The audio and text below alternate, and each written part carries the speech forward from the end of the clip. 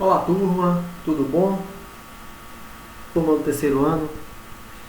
Estamos aqui para mais uma aula de biologia e estamos agora nesta sexta-feira para dar continuidade ao assunto de tecidos.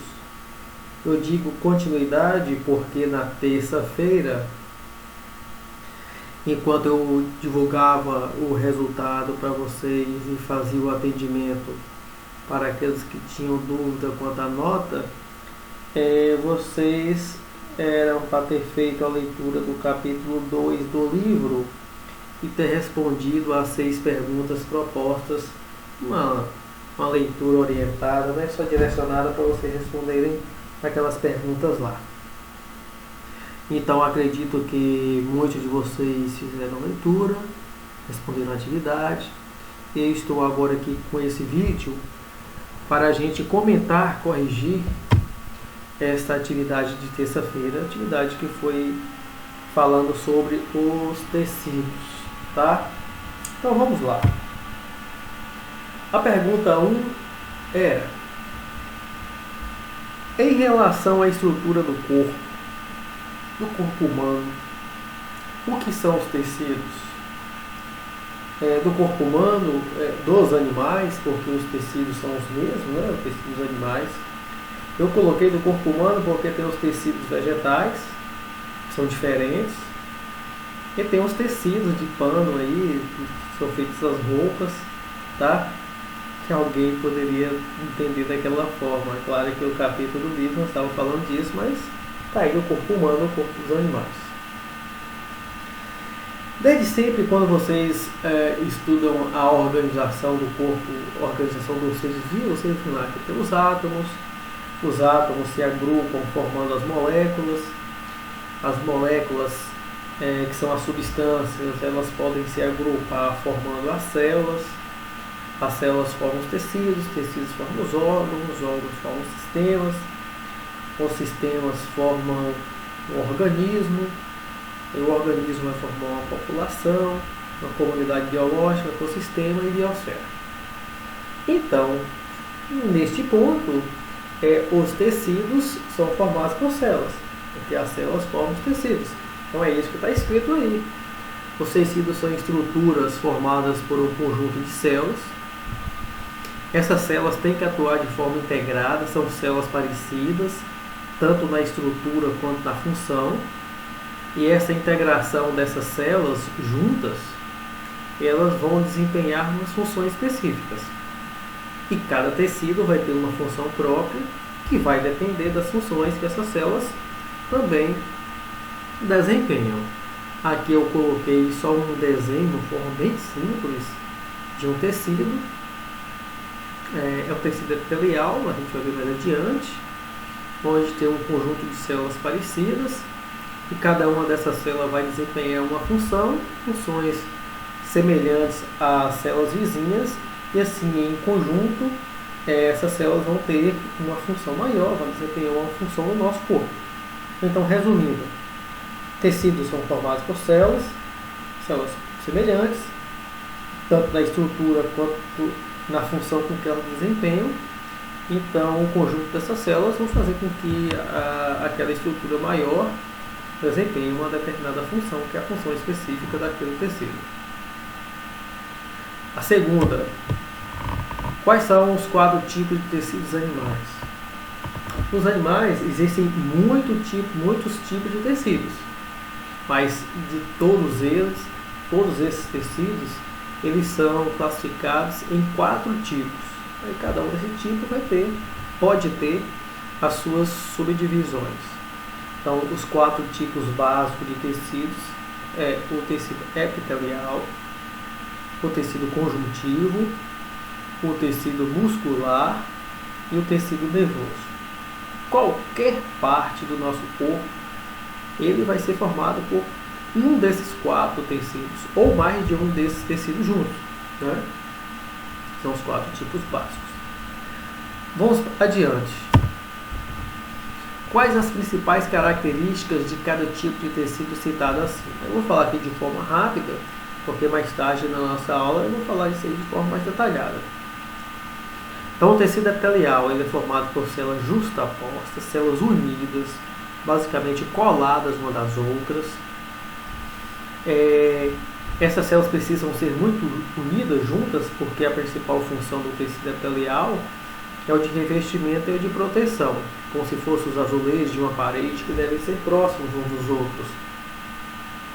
Eles são próximos porque possuem pouco material intercelular. Esse material intercelular são aquelas substâncias que ficam entre uma célula e outra. Se a gente comparar, como estamos comparando o tecido epitelial com o revestimento de uma parede de uma casa, um piso ou um revestimento de uma parede, as células seriam os azulejos, as cerâmicas, e o material intercelular seria o rejunte, né? O material que cola uma célula na outra. Tá? O tecido epitelial existe, mas esse material intercelular é pouco, muito pouco mesmo, porque não pode ter espaço entre as células. E o tecido epitelial ele não tem vasos condutores, tá? Quando a gente sofre um corte na nossa pele e sangra, isso quer dizer que aquele corte ultrapassou o tecido epitelial, porque o tecido epitelial não tem sangue. Já o segundo tipo, que é o tecido conjuntivo, as células são afastadas umas das outras. Eu coloquei assim para ficar diferente do tecido epitelial, né? Se as células são afastadas umas das outras, existe espaço, esse local que elas estão afastadas umas das outras é preenchido por um material, esse material intercelular, a matriz intercelular, tá? E que essa matriz vai variar a depender do tipo de tecido conjuntivo. Se a gente olhar, por exemplo, o sangue, o material é o plasma, é o líquido. Se a gente olhar o osso, é a matriz óssea, que tem ali o cálcio, não é? E os sais minerais, assim por diante. É rico em vasos condutores, é muito vascularizado, tá? Porque o sangue precisa levar os nutrientes para esse tecido. O tecido epitelial recebe os nutrientes, mas como o tecido epitelial é muito fininho, ele está por cima do tecido conjuntivo, os nutrientes são levados pelos vasos sanguíneos até o tecido conjuntivo, e do tecido conjuntivo passa para o tecido epitelial porque são muito próximos, não precisa nem de vasos condutores, são colados ali. É encontrado em todas as partes do nosso corpo. Em tudo quanto é parte do nosso corpo tem tecido conjuntivo, tá? Na pele, os ossos, os músculos, todos os órgãos do nosso corpo e assim por diante. O terceiro tipo é o tecido muscular. Ele é formado por células alongadas, porque o formato dessas células, esse formato está relacionado com a função com que essas células desempenham, então precisa ser alongado para se encolher. E essas células do tecido muscular elas são chamadas de fibras musculares. Essas fibras musculares são ricas, essas células do tecido muscular, né, são as fibras musculares, elas são ricas em filamentos em estruturas proteicas. Essa estrutura é formada por dois tipos básicos de proteínas, a actina e a miosina. São essas duas proteínas que são responsáveis pelos movimentos das células musculares, das fibras musculares e, consequentemente, o movimento dos músculos. É muito vascularizado, ele basicamente precisa de muito sangue para levar nutrientes, gás oxigênio, açúcar para o músculo funcionar. O quarto e último tipo do tecidos animais é o tecido nervoso. Ele é formado por dois tipos básicos de células. O principal são os neurônios, e tem também as células da glia, as células da glia que protegem, que envolvem os neurônios.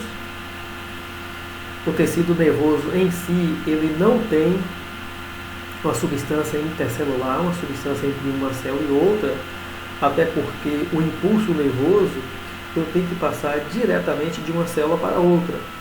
E se tivesse um material entre uma célula e outra, esse impulso nervoso iria ser dificultado e não conseguiria passar esse impulso de uma célula para outra. Uma característica do sistema nervoso, ele tem pouca substituição celular.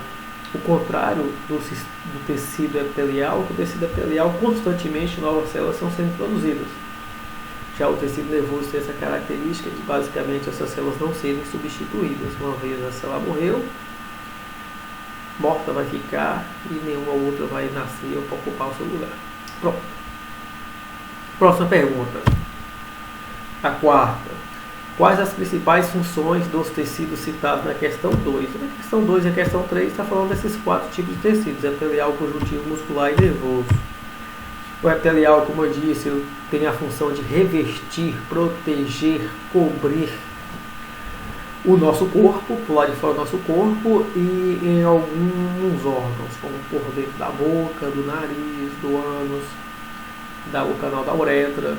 E é uma continuação do tecido epitelial, digamos assim, que reveste externamente o nosso corpo. Então protege, reveste, cobre, isola o nosso corpo do meio externo. Conjuntivo, a gente fala que o tecido conjuntivo, a principal função dele é de preenchimento. Não é uma palavra que resume corretamente a função do tecido conjuntivo, porque o tecido conjuntivo são de vários tipos. E cada um tipo do tecido conjuntivo vai desempenhar uma função específica. Por exemplo, o osso, além de ele ter a função de preencher, de dar a função do nosso corpo, é claro que o osso não é um tecido, não é formado, falando aqui conjuntivo, que está presente também no osso. Então, esse preenchimento, porque faz sentido de referência de que ele está presente, ocupando, preenchendo basicamente todo o nosso corpo. Mas o tecido conjuntivo, a função depende do tipo do tecido conjuntivo. Tá? Mas de certa forma mesmo, é ocupar o espaço do nosso corpo, mas nesse ocupar, desempenhando funções próprias. O muscular a principal função dele, ou a única ali, é dar movimento. Seja nos músculos, movimentar os braços, nossos membros, ou pelo movimento dos nossos órgãos, coração, intestino, pulmões, bexiga, útero, no caso das mulheres, tá? É o movimento. O nervoso é responsável pela coordenação, regulação do nosso corpo, além da memória, além do raciocínio, da inteligência, não é?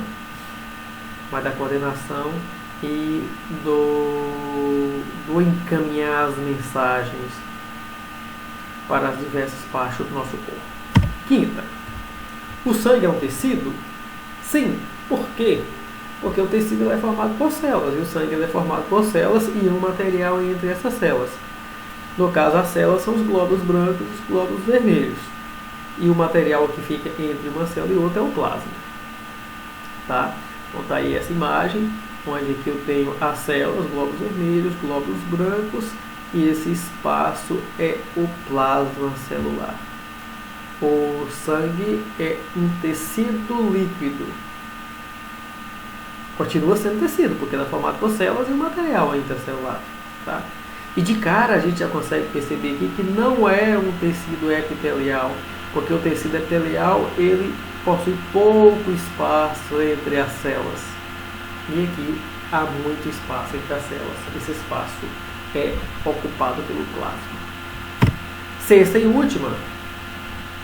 O osso é um tecido porque o osso não é um tecido. O osso ele é um órgão. Cada osso do nosso corpo ele é um órgão. Ele é um órgão porque ele é formado por tecidos. Vários tecidos formam um órgão. Tá? Então tem aqui a medula, o periósteo. E se a gente analisar aqui, o osso compacto, a parte branca, a parte dura do osso, ele é um dos tecidos de um osso. O osso como um todo, ele é um órgão formado por vários tecidos. Entre esses tecidos tem o tecido ósseo, que é o que forma a parte dura do osso. Então aqui a gente termina e a gente vai dar continuidade agora com a aula, explicando melhor as partes de tecidos. Pela aula, pelo Meet, é o momento que vocês têm para perguntar, para tirar dúvidas. Vamos?